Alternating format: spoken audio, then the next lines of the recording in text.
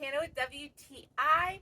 If you're looking for some raised beds for your garden, let me show you this one. It is by Zunatu, and it is so nice looking. It is this really nice galvanized steel, really easy to put together. I really appreciate that the tops are not sharp, so you don't have to worry about cutting yourself on the edges.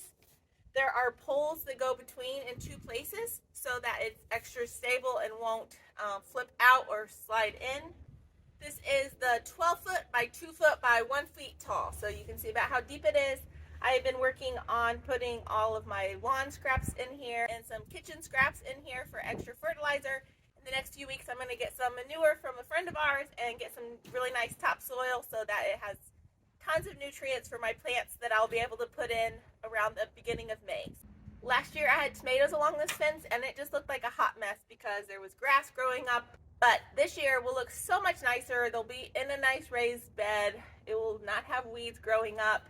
So really excited about how this is going to look this summer with all of my tomato plants. And that is my point of view.